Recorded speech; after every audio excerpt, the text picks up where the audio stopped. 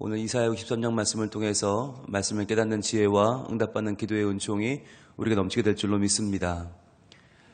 우리는 이사야의 말씀을 통해서 구원의 메시지를 지금 받고 있는데요.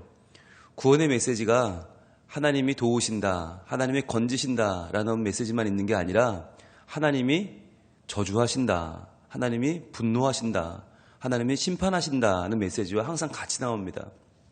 그래서 이사야를 읽을 때는 우리가 소위 방심하면 안 돼요. 한창 구원의 이야기가 나와서 야 이제 구원으로 끝나나 보다 그러는데 또 불쑥 심판이 나오고 또 분노가 나오고 또 저주가 나와요.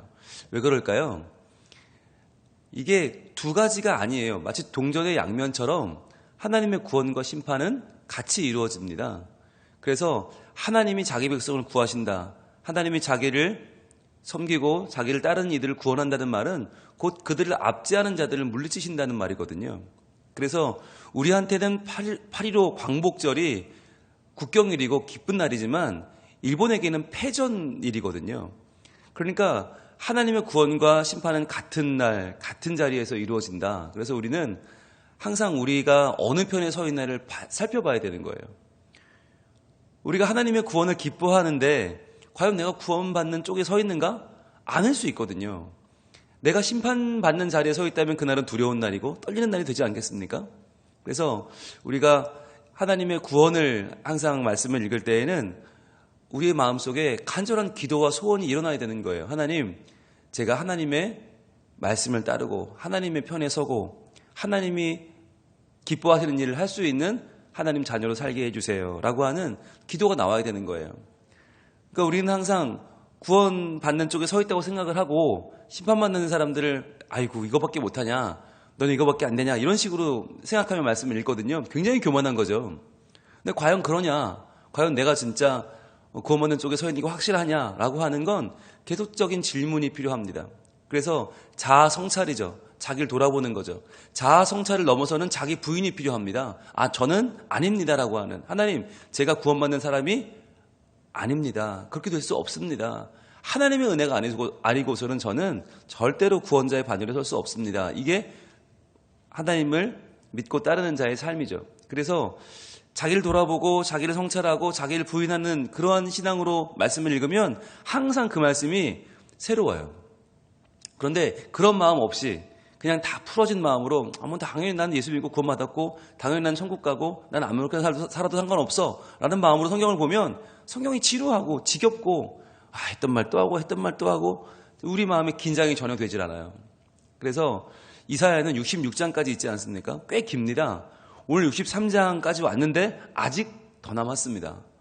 그러면 이게 뭐냐? 끝까지 가는 동안 내 자신을 하나님 앞에서 돌아봐야 되는 거예요.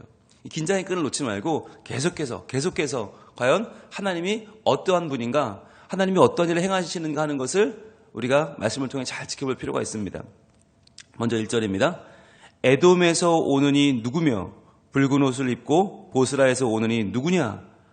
그의 화려한 의복 큰 능력으로 걷는 이가 누구냐? 이렇게 시작을 해요.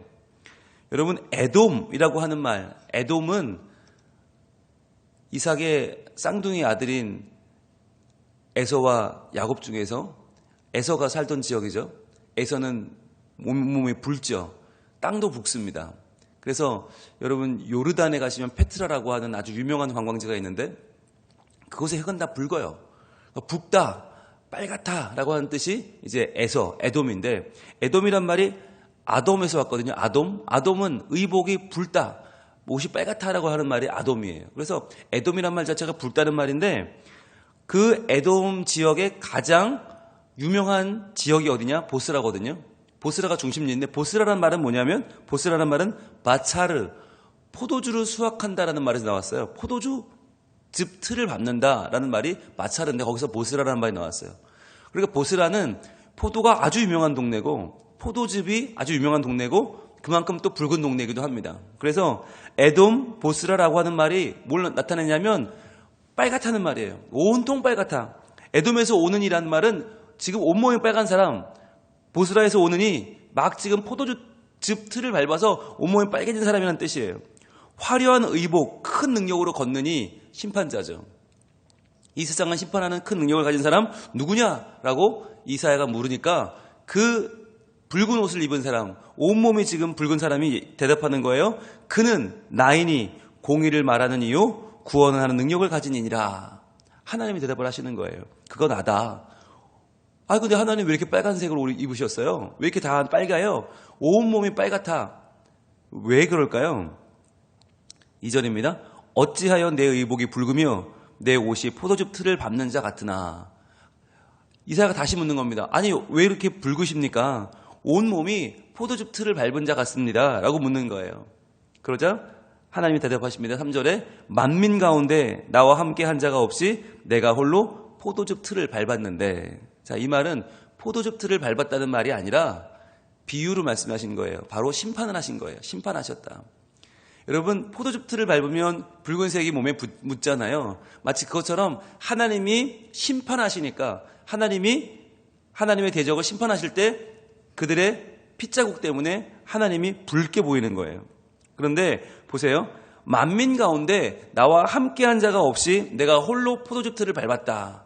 이 말은 두 가지를 나타내고 있는데 뭐냐면 세상 모든 사람은 다 심판의 대상이란 말이에요. 여기서는 예외가 없어요. 심판의 대상엔 예외가 없다. 왜? 하나님이 누구와 함께 심판한다면 그 누구는 심판의 대상이 아니겠죠. 심판의 주체가 되겠죠. 그런데 그 누구가 없어요. 하나님은 혼자 만민 가운데 나와 함께한 자가 없이 내가 혼자 포도즙틀을 밟았다. 내가 혼자 분노하고 혼자 심판했다는 이야기는 세상 모든 사람은 다 심판의 대상이란 말입니다. 그리고 또 한 가지 뜻은 뭐냐면 하나님은 세상을 심판하실 때 다른 누구의 도움도 필요 없다는 말이에요. 하나님이란 분은 누구냐? 홀로 심판자이시다. 하나님은 그 누구의 허락이나 동조나 어떤 누구의 어떤 허용이 아니라 하나님은 혼자 온전히 세상을 심판하시는 분이다라는 뜻이죠. 그래서 내가 노력함으로 말미암아 무리를 밟았고 분함으로 말미암아 짓밟았으므로 그들의 선혈이 내 옷에 튀어 내 의복을 다 더럽혔음이니 그랬어요. 하나님이 노하셔서 무리를 밟고 분함으로 짓밟았다. 그들의 선혈이 내 옷에 튀어서 내 의복을 더럽혔다. 그런데 여러분, 에돔이 뭘 잘못했길래 하나님이 이렇게 분노하셨을까? 왜 에돔, 왜 보스라가 하나님 앞에 뭘 잘못했길래 그렇게 하나님이 그들을 이렇게 심판하셨을까? 우리의 마음은 좀 궁금해요. 왜 하필 에돔일까? 여러분 한번 보고 가겠습니다. 이스라엘 역사에서 에돔이 차지하는 그 비중은 어떤가? 시편 137편으로 갑니다. 시편 137편 1절. 여러분 시편 137편은 아주 유명한 시편인데요. 이 시편은 바벨론 포로기에 가장 많이 불렸던 시편이에요. 바벨론 포로라고 하면 나라를 잃어버린 이스라엘 백성들이 마음을 달래며 부른 노래예요. 그러니까 우리로 치면 이 풍진 세상을 만났으니 나의 소망이 무엇이랴 뭐 이런 노래 같은 울밑에선 봉선화야 내 모양이 처량하다 뭐 이런 노래예요. 우리나라가 일제강점기 때 슬픔을 달래던 노래처럼 부르던 노래가 이스라엘 백성들이 바벨론 포로기에 부르던 노래가 137편인데 1절 같이 읽어봅니다. 시작. 우리가 바벨론의 여러 강변 거기에 앉아서 시온을 기억하며 울었도다. 이렇게 시작을 하죠. 그러니까 이스라엘 백성들이 바벨론의 포로로 잡혀가서 강변에 앉아서 멀리 바다 건너 고향 땅을 바라보면서 슬피 울며 기억하며 울었던 노래가 이 137편인데 자, 슬피 울며 기도하며 노래할 때 뭘 노래하죠? 과거와 현재를 노래하죠. 미래는 아직 없으니까 보이지 않으니까. 그러면 그들이 과거의 슬픔을 뭐라고 하나? 7절 봅니다. 7절. 137편 7절. 과거의 아픔이 하나 나오고 또 현재의 아픔이 하나 나오는데 과거를 축약해서 뭐라고 하나? 자, 7절 있습니다. 시작. 여호와여 예루살렘이 멸망하던 날을 기억하시고 에돔 자손을 치소서. 그들의 말이 헐어버리라 헐어버리라 그 기초까지 헐어버리라 하였나이다. 이게 과거의 아픔을 한마디로 요약한 말이에요. 여호와여 예루살렘이 멸망하던 날을 기억하소서. 자, 이스라엘이 멸망하던 그 과거의 아픔, 바벨론의 나라가 망하던 그 아픔. 그런데 우리가 망하던 날 우리를 가장 가슴 아프게 했던 사람이 누구냐? 에돔이란 말이에요. 에돔 자손. 에돔 자손을 치소서. 여러분, 에돔은 아까 말씀드린 것처럼 쌍둥이 형제였지 않습니까? 에서와 야곱은 형제였잖아요. 그런데 형제고 바로 옆에 살았는데 그 에돔이 이스라엘이 망하던 날에 이스라엘 편이 된 게 아니라 이스라엘을 오히려 비웃고 조롱하고 거봐, 니들 별거 아니면서 뭐 그렇게 잘난 척을 해. 니들이 뭐 그렇게 대단해. 망한 게 잘 됐다. 꼴 좋다 그랬던 거예요. 그럼 뭐라고 그랬다고요? 에돔 자손을 치솟아 다음에 뭐라고 그래요? 그들의 말이 헐어버리라, 헐어버리라, 그 기초까지 헐어버리라 하였나이다. 그러니까 옆에 서가지고 바벨론이 예루살렘을 칠 때 잘한다, 잘한다. 막 옆에서 그냥 막 약을 올린 거죠. 그거 다 헐어버려라. 그 잘난 성전 다 헐어버려라. 예루살렘 성 다 헐어버려라. 기초까지 다 끝내버려라. 라고 옆에서 부추기면서 약을 올렸다는 거예요. 여러분, 이게 과연 뿌리가 같은 동족 출신끼리 할 짓입니까? 이게 얼마나 서러웠으면, 얼마나 상처가 됐으면 이 바벨론까지 와서 노래를 부르는데 그 에돔 놈들 하나님 가만두지 마세요. 우리 망할 때 옆에서 노래 부르고 좋아하고 잔치했던 에돔 놈들 하나님 제발 그냥 두지 마세요. 이게 그들의 노래였던 거예요. 과거의 노래. 얼마나 가슴이 아팠으면 나라 망한 것보다 더 미워요. 에돔이 죽도록 미워요. 그 마음이 이스라엘 백성 가운데 있었어요. 그런데 그 에돔을 지금 누가 심판합니까? 하나님이 심판하시는 거예요. 그러니까 지금 이 이사야 63장의 심판은 누구를 위한 심판이에요? 하나님 자신을 위한 심판이 아닙니다.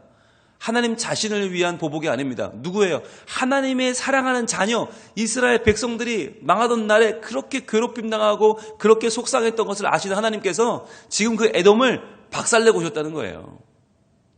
그러니까 여러분, 이것이 에돔에서 보면 큰일 난 거죠. 박살났으니까. 그런데 이스라엘로 보면 뭐예요? 이게 구원인 거예요. 왜 구원하시나? 우리를 사랑하시니까. 우리를 아끼시니까. 우리의 마음에 하나님 마음이 공감이 되고 하나가 되신 거예요. 그래서 이스라엘 백성들이 바벨론의 포로로 끌려가서 내내 불렀던 노래를 하나님이 들으신 거예요. 하나님이 들으시고 그 죄를 갚아주신 것이 오늘 이사야 63장의 기록인 것입니다. 그래서 여러분, 오늘 돌아오면 이제 이사야 63장 말씀 3절 마지막에 그들의 선혈이 내 옷에 튀어 내 의복을 다 더럽혔으니 이렇게 3절 마지막에 되잖아요. 그 선혈이란 말 앞에 2번이라고 써 있어요. 그리고 각주 2번 되어 있고 2번을 따라오면 밑에 정력이라고 되어 있어요. 정력. 즉 에돔이 정력, 그들의 힘과 에너지가 넘쳤단 말이에요. 그 넘치는 에너지는 뭐 했어요? 비웃었어요. 조롱했어요. 같은 동족이 망하는 걸 보고 신나하고 재밌어하고 쌤통이다, 잘됐다 이랬어요. 그랬더니 그 선혈을, 정력을 어떻게 했어요? 하나님이 다 밟아버렸어요. 즉 여러분, 에너지는 왜 주신 것입니까? 힘은, 능력은, 정력은 왜 주신 것입니까? 잘 쓰자고 주신 거예요. 근데 그걸 가지고 남 망하는 거 보고 좋아라 하고 남 안 되는 거 보고 신나하고 쌤통이다, 약을 올리고 하나님이 어떻게 하시나? 심판하신다는 거예요. 여러분, 이거 중요한 말이에요. 우리에게 하나님이 왜 능력을 주시나? 왜 돈과 명예와 성공과 왜 기회를 주시는가? 그건 나를 높이라는 게 아니에요. 왜 주셨나? 여러분, 그걸 잘 깨닫지 못하면 오늘도 그걸 가지고 나보다 안 된 사람들 비웃고 나보다 모자란 사람들 왜 저거밖에 안 되냐고 말하고 그렇게 생각하면서 나 자신을 높이려는 우리의 아주 얄팍하고 아주 유치한 생각들이 얼마나 하나님 보시기에는 분노를 일으키는지 몰라요. 내가 그러라고 너 잘되게 했냐? 내가 그러라고 너 힘주고 내가 그러라고 너 여기까지 올려줬냐? 아니라는 거예요. 오히려 우리가 가진, 우리가 현재 누리고 있는 이걸 가지고 다른 사람을 도와주고 그 사람을 살려주고 그 사람을 이끌어가야 되는데 우리는 내가 가진 건 생각하고 좋아하는데 남이 갖지 못한 것에 대해서는 가슴 아파하지 않는단 말이에요. 대표적인 게 뭡니까? 복음이에요. 복음. 나는 복음이 있어요. 나는 구원을 받았어요. 근데 저 사람은 구원이 아직 없어. 복음이 없어. 그럼 우리 뭐라고 생각합니까? 야, 저렇게 잘 나가면 뭐해? 예수도 모르는데. 저렇게 돈 많고 저렇게 떵떵거리면 뭐해? 저러다 망하면 지옥 갈 텐데. 아이고, 그래, 잘 살아라. 우리의 마음은요, 내가 복음 누리고 내가 예수 믿는 것에 대해서는 굉장히 뿌듯하게 생각하면서 남이 예수를 모르는 것에 대해서 마음 아파하지 않는단 말이에요. 그래봤자 세상에서 누리다 가는 거지 뭐. 그래봤자 7, 80년, 100년이다. 그래 한번 잘해봐라. 우리 마음은 가슴이 아프지 않는단 말이에요. 하나님 마음은 뭐냐? 너희가 그렇게 누리고 너희가 그렇게 가지고 살면 다른 사람을 불쌍히 여기고 그들에 대해서 가슴 아파하고 그들을 위해 간구하고 그들을 위해서 다가가라는 거예요. 에돔은 그러지 않았단 말이죠. 그랬더니 심판을 받은 거예요. 그럼 우리도 마찬가지. 우리도 이스라엘이냐 에돔이냐 핏줄 혈통이 중요한 게 아니라 지금 우리가 받은 것을 우리가 가진 것을 어떻게 쓰느냐가 더 중요한 거예요. 에돔처럼 나는 안 망하니까 나는 괜찮으니까 아이고 너는 망하는구나 잘 망해라 이렇게 생각하면요 우리도 짓밟히는 거예요. 우리도 심판당하는 거예요. 하나님 분노하시는 거예요. 그런데 나는 망하지 않지만 나는 심판의 대상이 아니지만 저 망하는 자들에 대한 긍휼히 여기는 마음을 품고 어떻게든 그들을 도우려고 어떻게든 그들을 하나님의 구원의 손으로 인도해 보려고 마음먹는 그분들이 그 사람들이 하나님의 자녀란 말이에요. 왜냐하면 하나님의 마음이 중요한데 4절 보겠습니다. 오늘 4절 말씀 같이 읽습니다. 시작. 이는 내 원수 갚는 날이 내 마음에 있고 내가 구속할 해가 왔으나 노란색 드시고 표시합니다. 내 원수 갚는 날. 내 원수 갚는 날. 여러분 이게 얼마나 중요한 말이냐면 지금 에돔은 누구 원수예요? 이스라엘의 원수죠. 이스라엘의 철천지 원수죠. 우리나라 망할 때 비웃었던 놈들 이스라엘이 철천지 원수. 그런데 그걸 원수를 갚을 수 있어요? 없어요? 못 갚죠. 왜? 우린 지금 바벨론에 끌려와 있는데 에돔은 떵떵거리면 잘 사는데 그러니까 마음만 상하고 마음만 아파요. 그러니까 어떻게 해요? 하나님 도와주세요. 하나님 도와주세요. 이스라엘은 안타깝게 기도합니다. 그러면 이스라엘의 원수인 에돔을 하나님 뭐라고 생각하시느냐? 내 원수란 말이에요. 하나님이 가르치시기를 에돔 그거 너희 원수 아니야. 내 원수야. 하나님이 그들을 원수로 여기신다. 이게 무슨 말입니까? 하나님의 백성이 망해가는 걸 보고 비웃고 손가락질하고 쌤통이라고 여겼던 그들을 하나님은 이제 너희는 이스라엘 원수 아니고 내 원수다. 내가 너희도 원수를 갚겠다. 즉 가지고 누리고 살면서 하나님의 은혜로 살면서 그것을 은혜로 여기지 않고 다른 사람 망하는 자들을 쌤통으로 여겼던 자들이 있느냐? 그들은 내 원수라는 거예요. 무서운 말씀이에요. 아무리 너희가 잘 되고 아무리 너희가 풍성해도 그거 가지고 사랑하지 않고 그거 가지고 섬기지 않고 그거 가지고 사명 감당하지 않고 오히려 그걸로 교만하고 오히려 그것으로 남을 비웃고 오히려 그것으로 너희 배를 채워 너희는 내 원수라는 거예요. 하나님은 그런 분이세요. 하나님은 이 세상을 하나님의 정의와 하나님의 공의로 바꿔나가고 살리고 먹이고 윤택하게 하기를 원하세요. 그래서 우리를 세우시는 거예요. 그게 하나님께 선택받은 백성의 의무고 사명이에요. 그런데 그것을 우리가 행하지 않을 때 그냥 우리끼리 좋고 우리끼리 먹고 살고 우리끼리 신나고 우리끼리 너무 좋다. 그걸로 끝나버리면 하나님은 내 원수, 내가 원수 갚겠다는 거예요. 그런데 또 더 중요한 거, 그 원수 갚는 날이 하나님 마음 속에 있다. 하나님의 마음, 즉 하나님의 마음으로 담아서 그것을 행하시는데 그날이 언제예요? 내가 구속할 해가 왔으니. 자, 표시합니다. 내가 구속할 해. 하나님이 원수 갚는 날이 하나님이 구속하시는 날이다. 즉 하나님이 심판하시는 날이 하나님의 구원의 날이란 말이에요. 즉 우리가 같은 날인데 이 원수 갚는 날 또 구속할 해, 그때 같은 날에 하나님의 원수가 되어 심판의 대상이 될 것이냐 아니면 하나님의 사랑의 대상이 되어서 구속받는 자가 될 것이냐, 이걸 결정해야 된다는 말이에요. 오늘 이걸 결정해야 돼요. 이걸 결정을 못하면 지지부진하고 어영부영하고 우리의 마음이 결정을 못하고 살면 어떻게 될지 모른단 말이에요. 그래서 내가 받은 것을, 내가 받은 복음과 내가 받은 하나님의 사랑과 하나님의 은총을 과연 어떻게 쓸 거냐. 그래서 내 배를 채우며 원수가 될 거냐, 아니면 내가 오히려 하나님 편에 서서 이 세상을 하나님께로 인도해가는 마음으로 기도하고 마음으로 긍휼히 여기는 사람이 되어서 하나님의 구속받는 자가 될 거냐 결정하란 말이에요. 하나님은 하나님 백성, 하나님이 창조하신 이 땅의 사람들을 사랑하고 긍휼히 여기는 사람들은 하나님이 구속해 주신다. 왜? 내 백성이니까.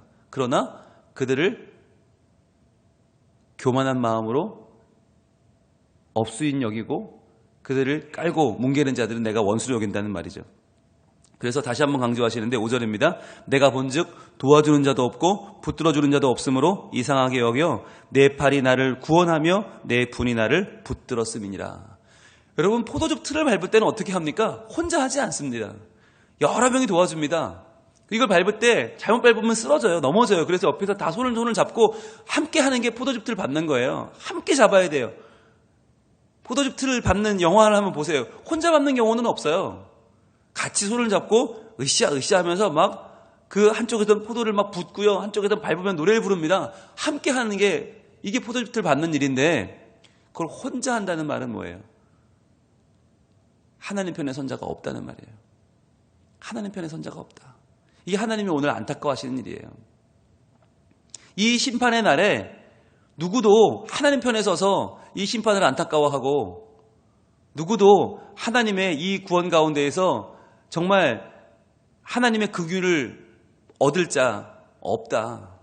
도와주는 자가 없고 붙들어주는 자도 없다. 그래서 이상히 여긴다는 말이에요. 이상히 여긴다. 이상하네. 진짜 없네. 아무도 없네. 그러시면서 하나님이 내 팔이 나를 구원하며 내 분이 나를 붙든다. 하나님의 능력의 팔이, 하나님의 분노가 그들을 밟으신다는 거예요. 여러분, 이 말씀은 우리에게 얼마나 두려운 말씀인지 몰라요. 얼마나 두려운 말씀인지 몰라요. 하나님, 그날에 제가 하나님 편이 되게 해 주십시오. 이게 중요한 거예요. 우리는 맨날 기도하는 게 뭐예요? 하나님 내 편 돼주세요. 그것만 기도해요. 하나님 내 편 돼주세요. 하나님 저 좀 구원해 주세요. 하나님 저와 함께 해주세요. 이것만 기도하는데 정말 중요한 건 뭐냐? 하나님이 그러시는 거예요. 야, 내 편이 없어. 아무도 없어. 이상해. 내 팔을 잡고 함께 이 일을 할 사람이 아무도 없어 라고 말씀하시는 거예요. 아무도 없어. 이상하다. 여러분, 이 말씀이 오늘 우리의 마음에 와닿기를 원합니다. 하나님, 우리가 있습니다. 하나님, 제가 있습니다. 하나님, 저의 마음이 하나님을 향해 있습니다. 제가 하나님 편에 서기를 원합니다. 여러분, 이 마음을 가져야 되는 거예요. 그래서 하나님, 제가 하나님을 온전히 사랑하고 온전히 하나님을 높이기를 원합니다. 이 마음이 필요한 거예요. 하나님은요, 이 시간에 우리에게 하나님의 마음을 열어주십니다. 여러분, 이 얘기를 왜 하시는 거예요? 아무도 없어, 이상하게 아무도 없어, 이 얘기 왜 하시는 거예요? 우리한테 소망이 없으면 이런 얘기 할 필요가 없어요. 우리가 진짜 하나님 보시기에 가능성이 없고 아무런 소망도 없고 아이고 저렇게 살다 망하겠구나 이렇게 생각하시면 할 이유가 없어요. 왜 이야기하시는 거예요? 우리에게 소망을 두시는 거예요. 이 말씀을 받는 하나님의 백성들이요, 너희들 먹고 사는 문제에 빠져 살지 말고 내 편이 좀 되지 않겠냐? 너희가 내 편으로 나와서 이 세상을 아름답게 변화시키고 구원하게 하는 편에 서지 않겠느냐라고 하는 거예요. 하나님은 지금 우리에게 소망을 가지고 계신 줄 믿습니다. 제가 참 불효자거든요. 어머니께 전화를 잘 못해요. 바쁘다는 핑계를 잘 못하는데 전화를 걸면 우리 어머니 첫 마디가 뭔지 아세요? 너는 엄마가 없지? 그게 첫 마디예요. 근데 그 말씀을 들을 때마다 제가 죄송하고 안타까우면서도 제 마음이 참 편해요. 아, 그래도 우리 어머니가 나한테 서운한 마음을 표시하신다는 건 뭐예요? 그래도 네가 둘째인데, 네가 딸 노릇하는 둘째인데 그래도 너는 나한테 좀 잘해야 되지 않겠냐? 라고 하는 마음이 있는 거잖아요. 그게 애정이잖아요. 애정이 없으면 그런 말을 뭐하러 해요? 그냥 잘 지내냐? 그래, 애들 잘 있지? 그래, 끊어라. 이러면 되는데 너는 엄마가 없지? 이 말 자체부터가 왜 전화 안 했냐? 서운하신 거예요. 너 왜 엄마한테 이렇게 잘 안 해? 똑바로 좀 해. 라고 하는 마음이잖아요. 저 그 마음이 너무 좋은 거예요. 아직 나에게 애정이 있으시구나. 여러분, 하나님도 애정이 있으니까 이런 말을 하시는 거예요. 야, 아무도 없어. 아무도 안 도와줘. 이상해. 왜? 너라도 도와줘라고 하는 말이에요. 하나님은 지금 우리를 부르고 계십니다. 하나님 편에 서라 하십니다. 하나님께서 오늘 우리를 부르시는 이 말씀에 우리가 응답하기를 원합니다. 그래서 하나님, 하나님의 원수 갚는 그날 제가 하나님 편에 서겠습니다. 하나님이 구속하시는 그날 제가 구속받은 주의 백성이 되어서 하나님을 높이며 살겠습니다. 주님, 하나님 저와 함께 하나님의 그 일들을 행하시는 하나님의 동역자, 하나님의 편에 선 사람으로 저를 변화시켜 주시고 하나님 말씀으로 저를 이끌어 주시고 하나님 저로 그 말씀이 풍성해지는 하나님 자녀 되게 해 주옵소서. 기도하며 나갈 때에 하나님 반드시 우리를 변화시켜 주시고 하나님 편에 세우시는 놀라운 역사가 우리에게 있을 줄로 믿습니다. 기도하겠습니다. 하나님, 오늘 이사야 63장의 무서운 심판의 말씀을 읽으며 저희들은 참으로 두렵습니다. 하나님이 온통 붉은 포도주를 밟은 자처럼 이 분노 가운데 하나님의 원수를 갚으시는 그날, 하나님 저희는 어디에 서 있습니까? 과연 하나님이 아무도 없다, 나를 돕는 이 아무도 없다라고 말씀하시는데 주님 저희는 어디에 서 있어야겠습니까? 주여, 이 말씀을 오늘 받은 저희들 모두가 하나님 편에 서게 하여 주시옵소서. 하나님, 심판받는 자들을 보면서 잘됐다 손가락질하다가 더 망해버린 에돔처럼 되지 않게 하시고 보스라처럼 되지 않게 하시고 저희들 하나님의 마음으로 심판받는 세상을 안타깝게 여기며 긍휼히 여기며 그들에게 복음을 전하고 그들에게 예수의 능력을 보혈을 전하여 그들을 구원하고 하나님 편에 서게 하는, 하나님과 함께하는, 하나님의 은총을 받아 하나님의 능력 가운데 행하는 주의 자녀들이 되게 하여 주시옵소서. 오늘 하루도 내게 주어진 것을 가지고 남을 압제하거나 남을 비웃는 자들이 되지 않게 하시고 교만한 자의 자리에 앉지 않게 하시고 주여 하나님의 뜻으로 세상을 아름답게 변화시켜 가는 소중한 하나님 자녀가 되기를 원하오니 오늘 하루도 우리에게 겸손한 마음을 주시고 하나님을 따르는 마음을 주시고 이 말씀대로 사는 열심을, 믿음의 열심을 허락하여 주시옵소서. 예수님 이름으로 기도합니다.